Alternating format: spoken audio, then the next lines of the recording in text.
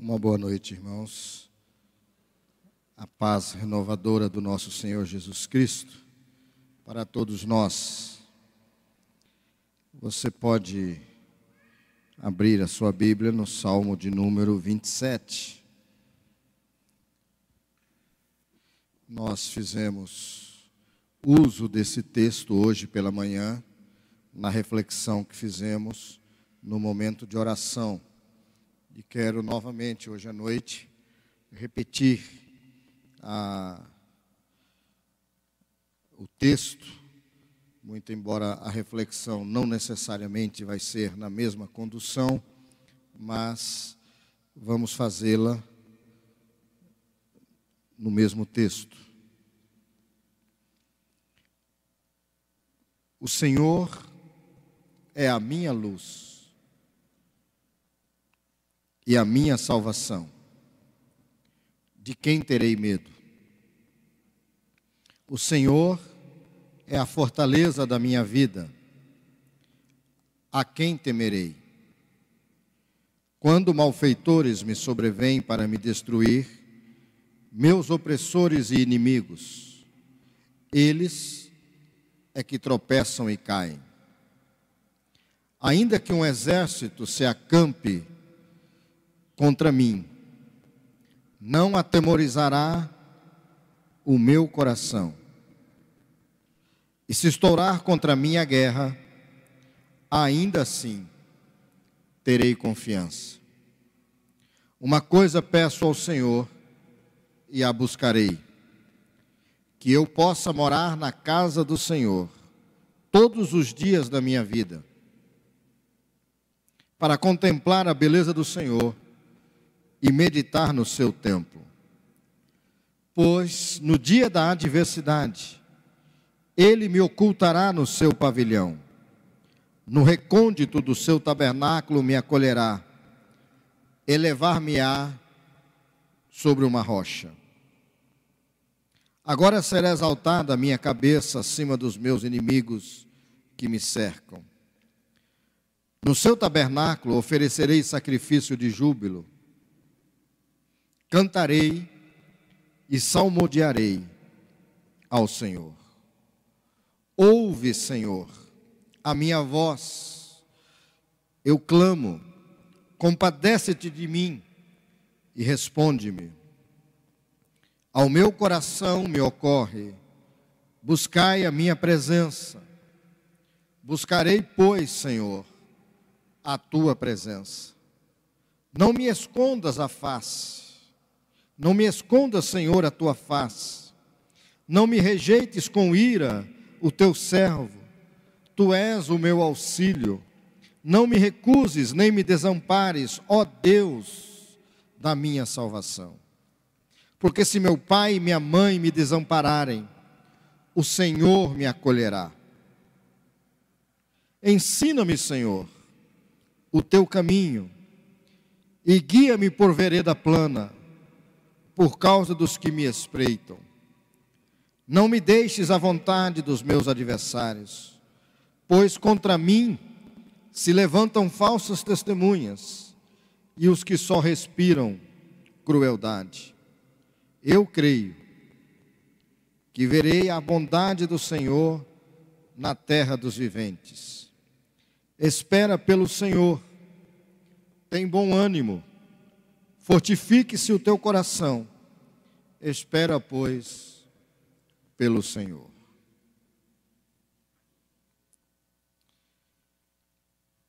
O salmista Davi, ele está usando de uma sinceridade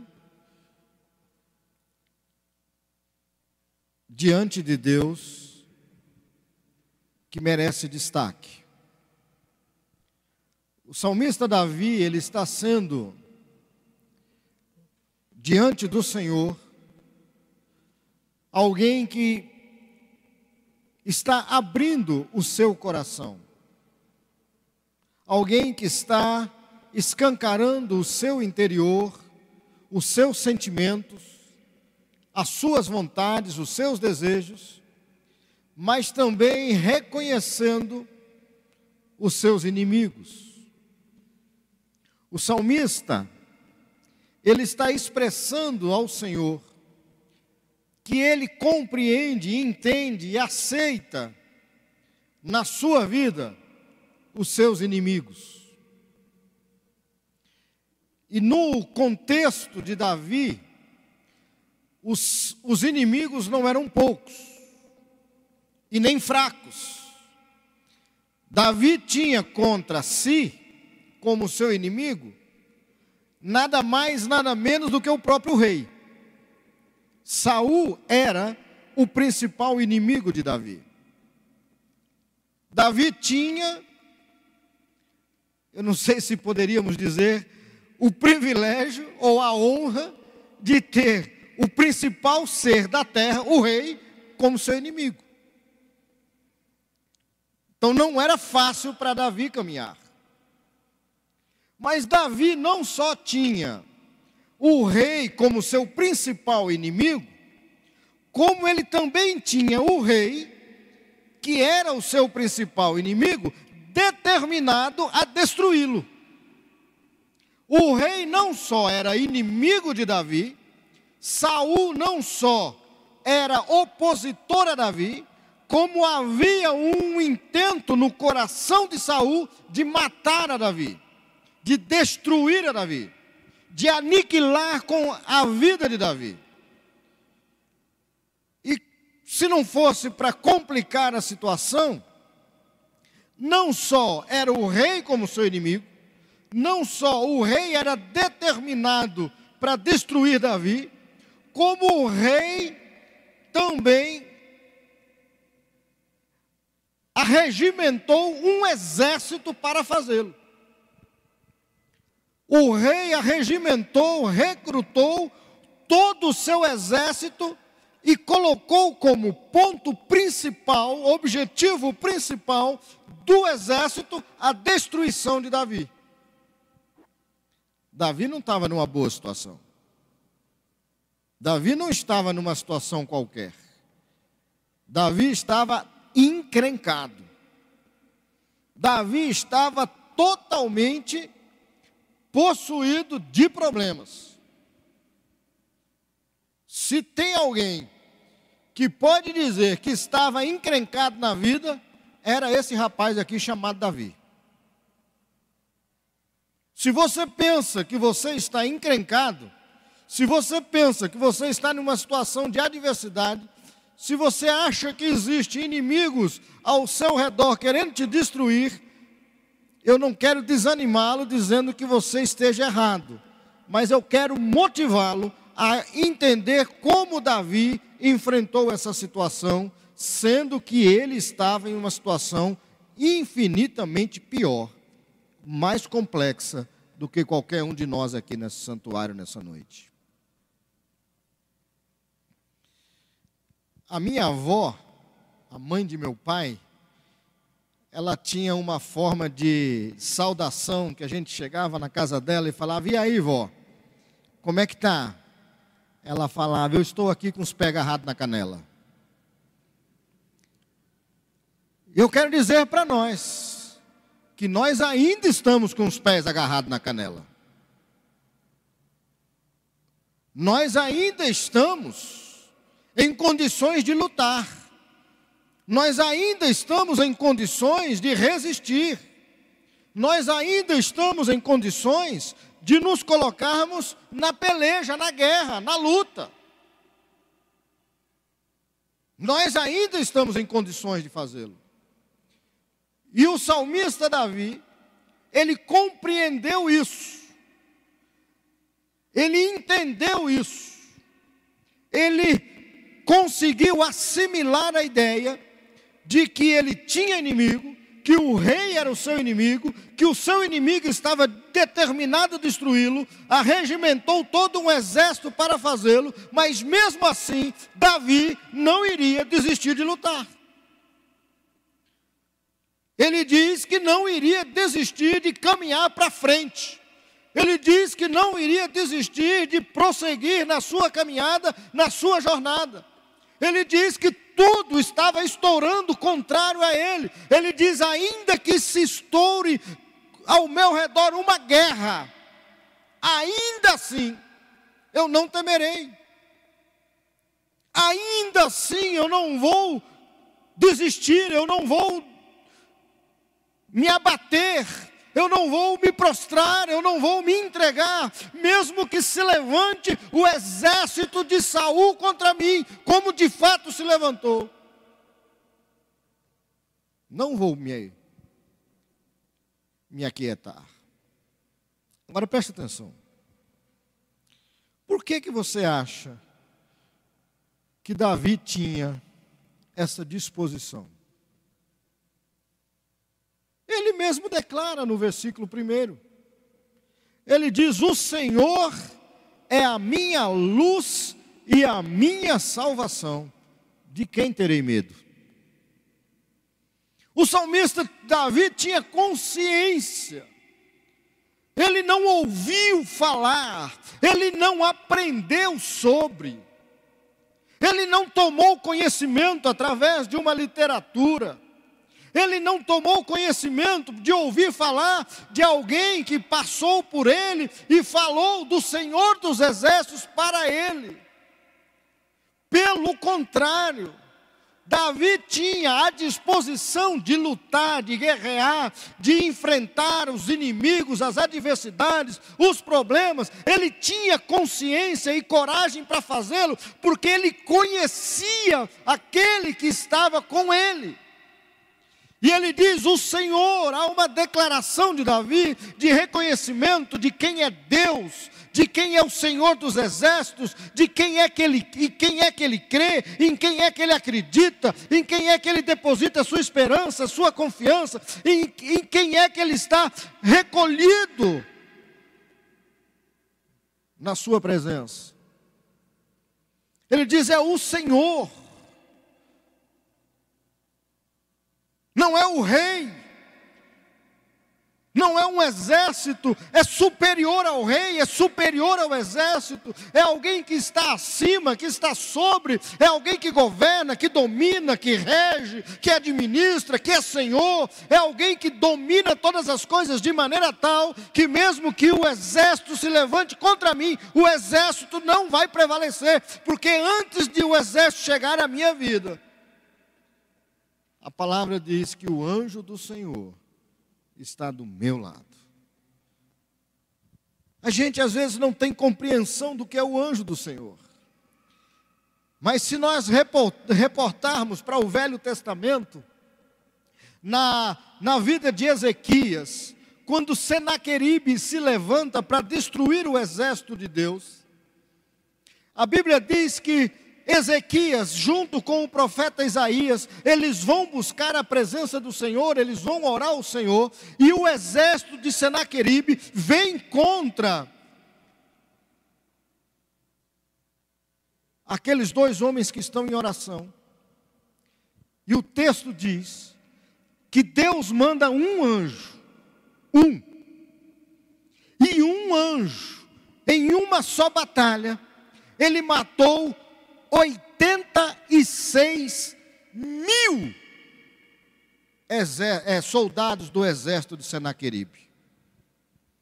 Um anjo sozinho, apenas com uma espada na mão, ele matou 86 mil soldados do exército de Senaqueribe para livrar a Ezequias. E a Bíblia diz que o anjo do Senhor está do nosso lado. Às vezes nós não temos a compreensão e o entendimento do que seja esse anjo ao nosso lado. Porque nós estamos tão focados no problema, nós estamos tão focados na adversidade, no inimigo, nós estamos tão focados no nosso próprio umbigo, que a gente não percebe o que está ao nosso lado como o nosso protetor, o nosso guardião, o nosso alento, a nossa esperança, a nossa força. A gente está tão focado naquilo que está nos atormentando, nos destruindo, nos desmanchando. A gente está tão focado nesse negócio que a gente não percebe que Deus está ao nosso lado. E é isso que Davi percebeu e nós não temos percebido. Mas uma segunda razão pela qual Davi tinha essa confiança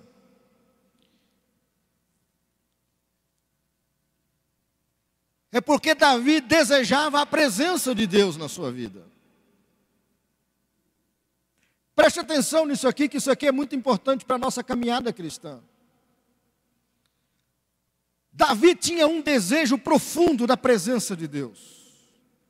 Se você ler o texto, você vai perceber quanto Davi tinha esse desejo.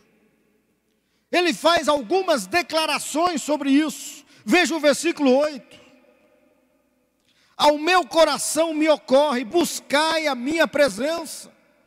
Buscarei, pois, Senhor, a tua presença. Preste bem atenção no que Davi está dizendo. É um desejo que brota do meu coração, é um desejo que brota do meu interior, é alguma coisa que sai de dentro de mim, o desejo de estar na presença de Deus. O desejo de andar com Deus, de estar com Deus, de experimentar Deus, de viver Deus. O desejo do coração de Davi é um desejo profundo de estar ligado, interagindo, se relacionando, estar próximo ao Senhor, não apenas do ponto de vista de saber que Deus está aqui, que o seu Espírito paira nesse lugar, que Deus é onisciente, por ser onisciente Ele está presente, onisciente, onipotente, onipresente, por ser onipresente Ele está presente em todos os lugares ao mesmo tempo. Então Ele está aqui nesse lugar. Não era essa a compreensão de Davi. Esta é uma compreensão pequena, uma compreensão minúscula do que seja a presença de Deus. A compreensão de Davi de presença de Deus era muito mais do que isso, e além disso, ela transcendia essa compreensão da onipresença de Deus. Mas a compreensão de Davi é que a presença de Deus era prazerosa, era gostosa, era desejada, era alguma coisa palpável, era alguma coisa que ele não desistia dela, que o seu coração tinha fome, tinha sede, tinha desejo, o seu coração anelava por isso.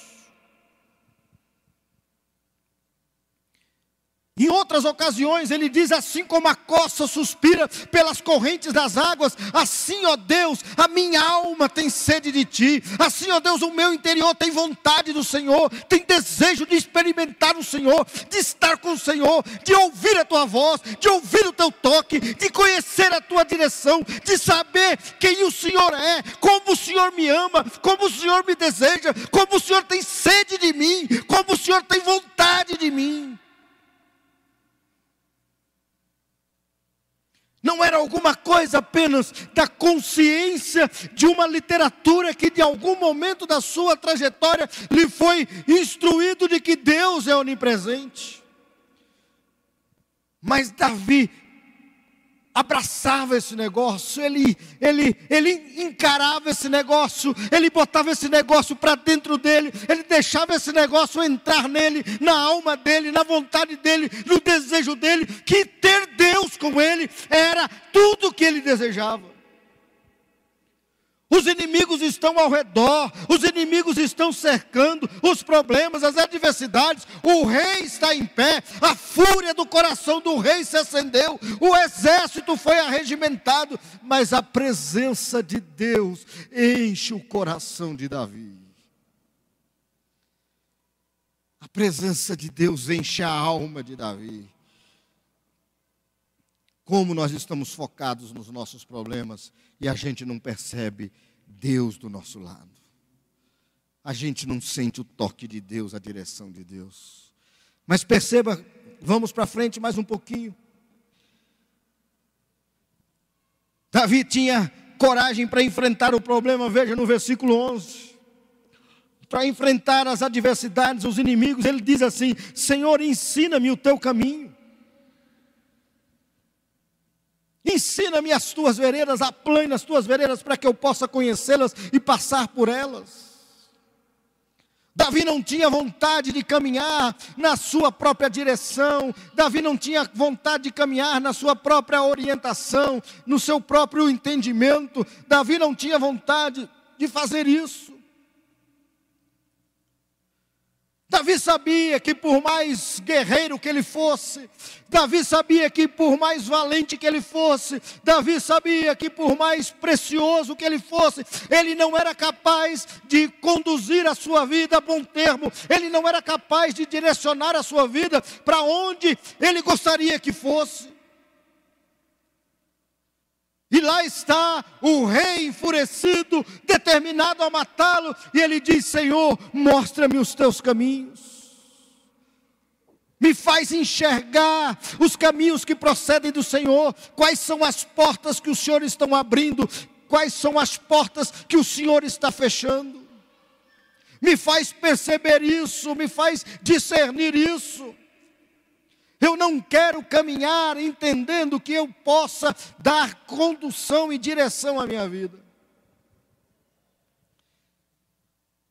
Davi sabe que ele vai enfrentar os problemas, as adversidades, porque Deus está ensinando os seus caminhos.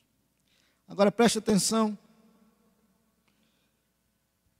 Veja o versículo 5. Novamente, o que é que Davi vai dizer?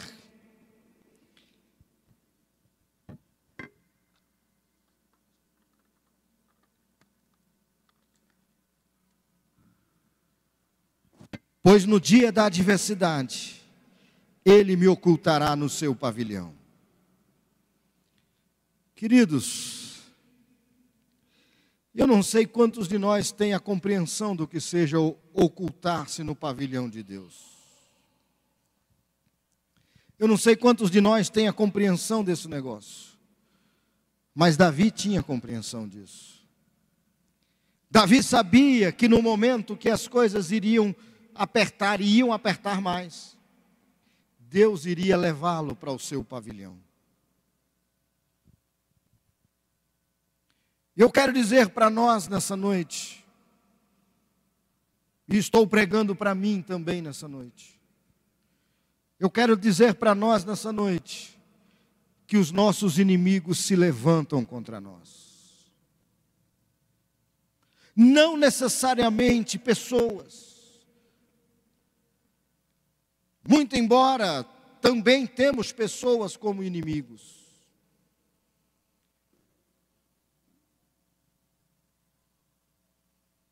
Eu precisaria de tempo para explicar melhor essa questão de termos pessoas como inimigos. Mas apenas para não ficar pairando a ideia de que nós temos inimigos, o próprio salmista diz que ele odeia com ódio consumado os inimigos de Deus. Ou seja, não há no coração de Davi a intenção de ser amigo dos inimigos de Deus. Não há disposição no coração de Davi de ser amigo daqueles que blasfemam contra Deus, daqueles que se levantam contra os desígnios de Deus, contra o povo de Deus, contra a igreja de Deus. Davi não tem a menor intenção de se aproximar desse povo.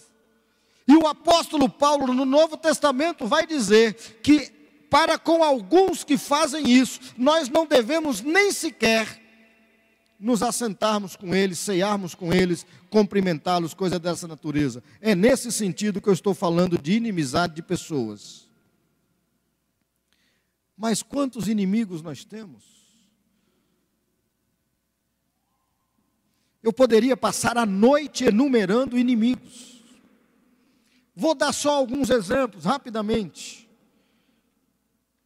A viuvez. Você já parou para pensar nisso? Hoje pela manhã nós mencionamos o nome da nossa irmã Eliene. Ela estava presente.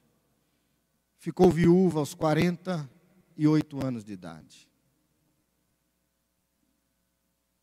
Foi um inimigo que se levantou na vida dela. Toda a estrutura familiar que estava arrumada em cima da pessoa do diácono Adolfo, em menos de 60 dias ruiu, desmanchou-se, desmoronou, caiu por terra. E toda aquela estrutura que estava montada na pessoa daquele homem, agora se levanta contra a própria família como um inimigo. Você já imaginou o inimigo que se levantou a semana passada na vida de Estrelinha? Estrelinha é aquela criança que perdeu a sua mãe com 1 semana de vida. Ainda não pensa, ainda não fala, ainda não imagina, ainda não compreende a vida e já se levantou um inimigo gigante na sua vida.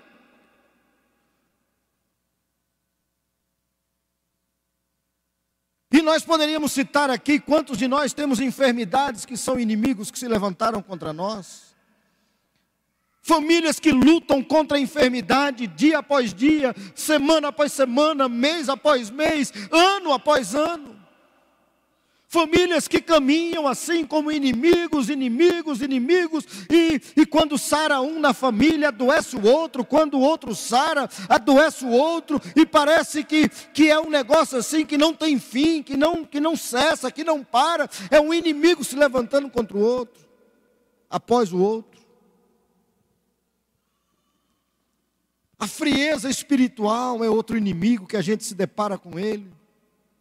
Quantos de nós não conseguem ter uma vida de continuidade na presença de Deus? A gente começa, a gente se levanta, a gente fala, não, agora vai dar certo, agora eu vou levar para frente, agora é diferente, e a gente pega a Bíblia, a gente vem para a igreja, e a gente caminha 1 vez, 2 vezes, 3 vezes, e dali a pouco a gente começa a arrefecer, a diminuir, e quando a gente menos espera, quando a gente menos percebe, nós já não estamos mais naquele pique que gostaríamos de estar, e a gente começa a perceber que a frieza vai entrando, vai tomando conta, e vai acumulando. Relacionamento familiar, queridos, é outro inimigo que existe no nosso meio. Quantas das nossas famílias a gente percebe que não consegue se relacionar? Vivem em um ambiente de guerra, de conflito, de tensão, vivem em um ambiente de inquietação. Parece que o campo está minado, parece que a casa está minada, parece que o ambiente é um ambiente explosivo. Qualquer coisa, as coisas estouram.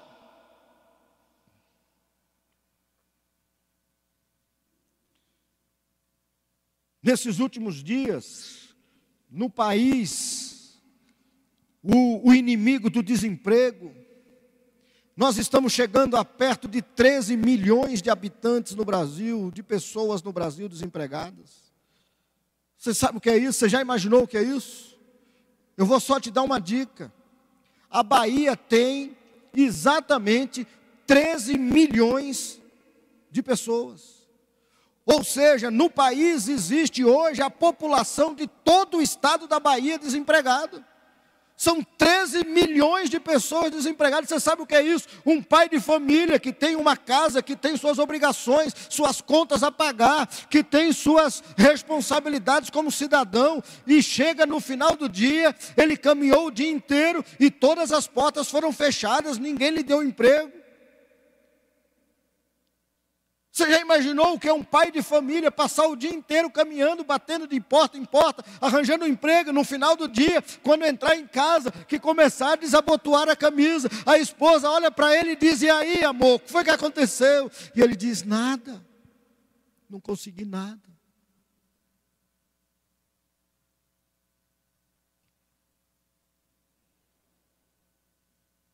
Os inimigos estão ao nosso redor, queridos. Nós estamos cercados deles.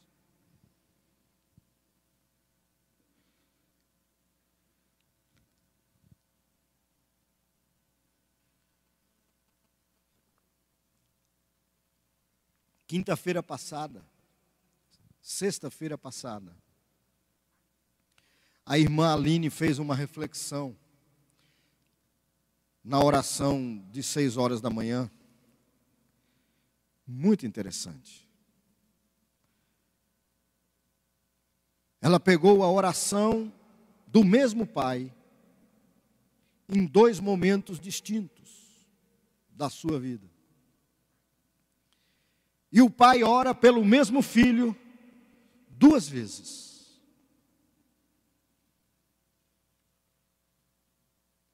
E são 2 orações distintas, muito embora seja o mesmo pai. Muito embora seja o mesmo filho, mas são 2 orações distintas. E uma oração o pai faz a seguinte colocação ao Senhor: ó Deus, os meus filhos estão fraquejando. E a Aline pegou essa palavra fraquejando e começou a fazer uma aplicação na juventude de hoje. O quanto que os nossos jovens hoje estão fracos, estão débeis, estão fragilizados.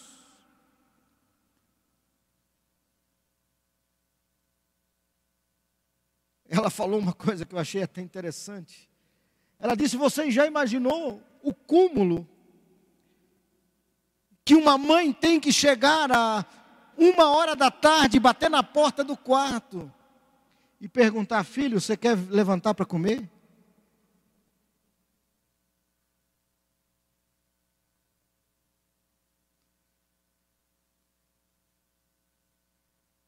Você já parou para pensar nisso? Quanto que a nossa juventude está débil, fraca, que nem sabe responder se quer comer ou não. Os pais precisam bater na porta e perguntar: você quer levantar para comer? 1h da tarde. Porque os filhos estão trancados em um mundo virtual.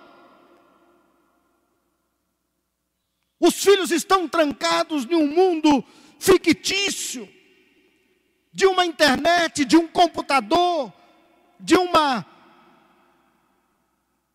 série de virtualidades.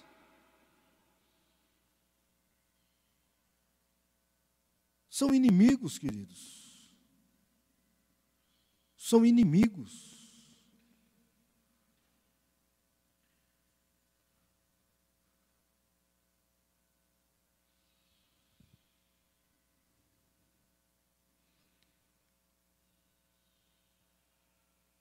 O número de divórcios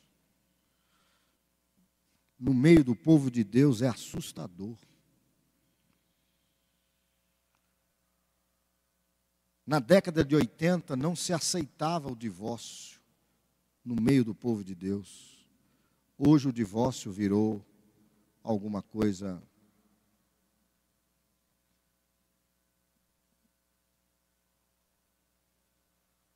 são inimigos. As famílias estão sendo destruídas. São inimigos.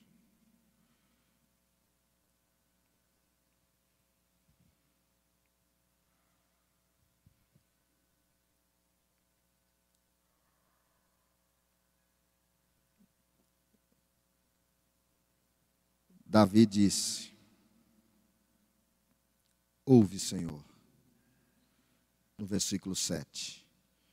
Ouve, Senhor, a minha voz, eu clamo. Compadece-te de mim e responde-me. Você já parou para pensar nesse e responde-me? Você já parou para pensar nisso? Às vezes parece que Deus ficou mudo. Às vezes parece que Deus ficou surdo. Às vezes parece que Deus virou as costas para nós.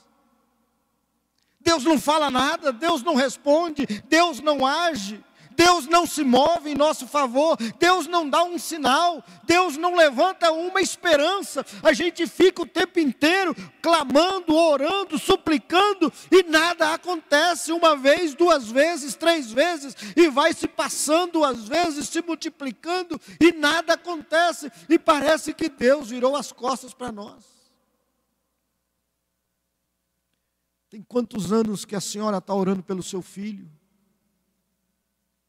Parece que Deus não está ouvindo.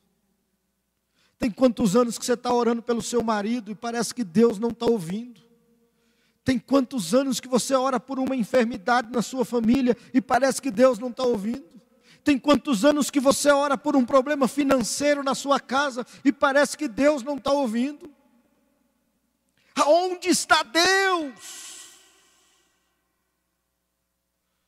A quem que eu estou orando, a quem que eu estou clamando? É esta a angústia do coração.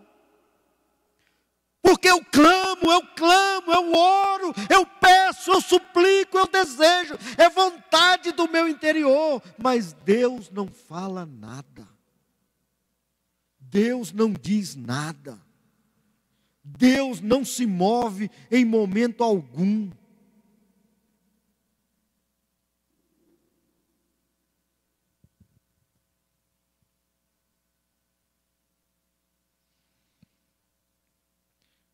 Isso acontece com vocês ou não?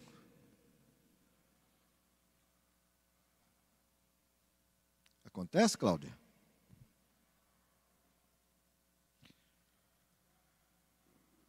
Bezinha está dizendo ali que tem 2 que ela faz isso. E ela está dizendo, eu estou sofrendo, só Deus sabe. E Davi disse, só Deus responde. Responde. Responde. Responde.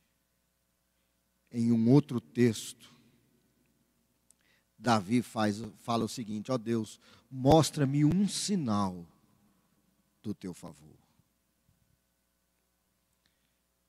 Presbítero, quantas vezes a gente está precisando de um sinal? Um sinal. Uma porta. Uma luz, uma direção, uma orientação. E Deus está calado. E Deus está calado.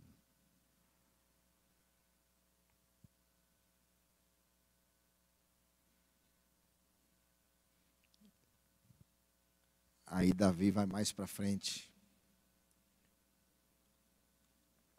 E diz assim. Versículo 13. Mas eu creio que verei a bondade do Senhor na terra dos viventes.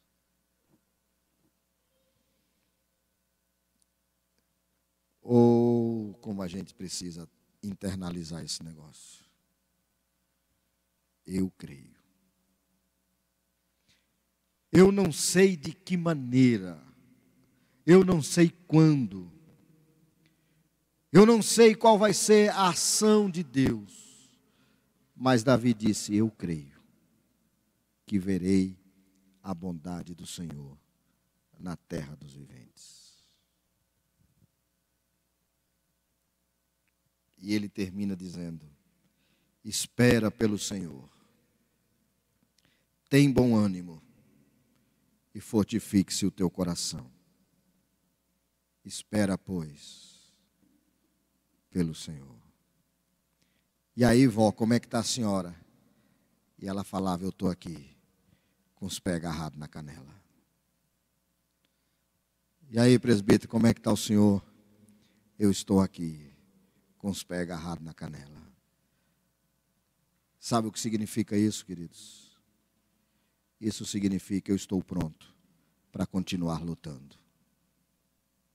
Eu estou pronto para continuar caminhando. Eu estou pronto para não desistir no meio do caminho, porque eu creio que verei a bondade do Senhor. Eu acredito nisso. Por isso que eu não desisto.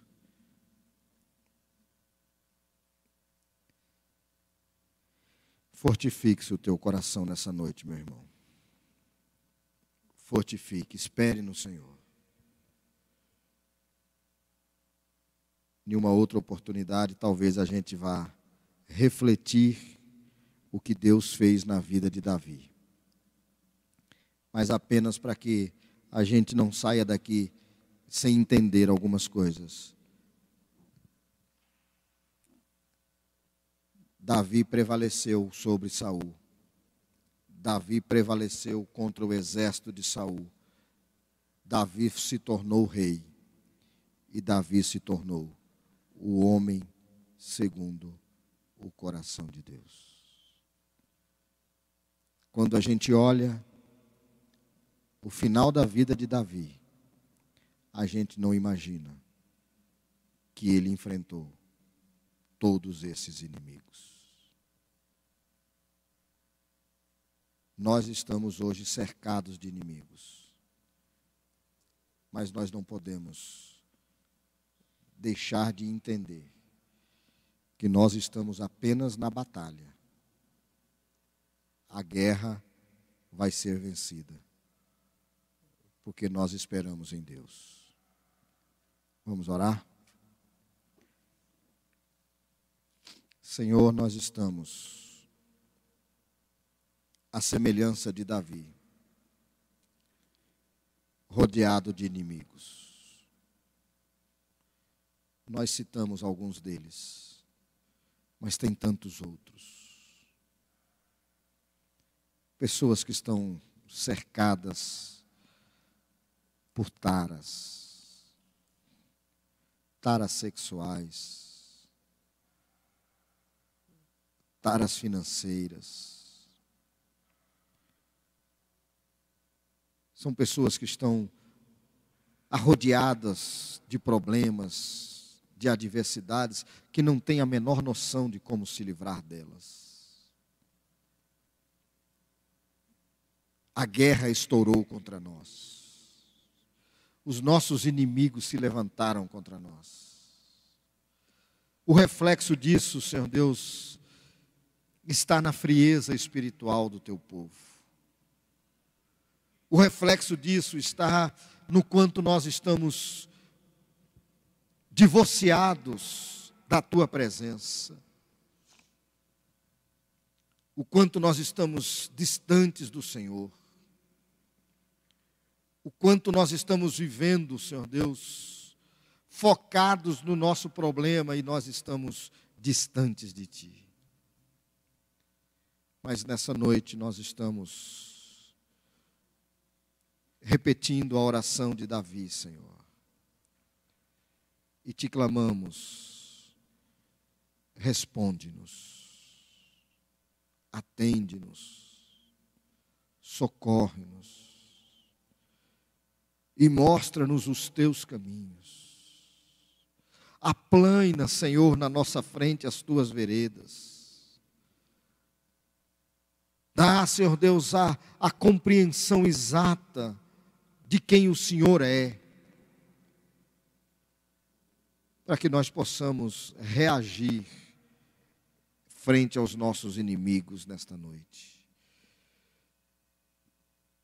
Ajuda-nos, ó Deus, a desejarmos o Senhor, a Tua presença, a anelarmos a Tua presença. Leva-nos, ó Deus, para o Teu pavilhão. Leva-nos, ó Deus, e nos esconde nesse lugar onde o Senhor está, que é o pavilhão da Tua habitação.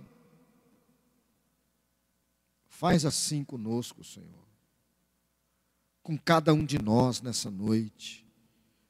Com a vida de Teófilo, com a vida do presbítero Vadinho, com a vida de Dona Evani, a vida de Careca. Vai tocando em cada um de nós nessa noite, Senhor. Na vida de Marta, na vida dos que estão aqui na frente, na vida daqueles que estão aqui, Senhor Deus, precisando de uma direção do Senhor. Toca na vida do presbítero Franco, na vida de Israel, na minha vida, na vida de Fernando. E sai no nosso meio nessa noite, ó Espírito, passeando e tocando nas nossas vidas e nos fazendo entender e compreender. Abençoa a vida de Raquel. Abençoa a Cida. Abençoa a Florinha.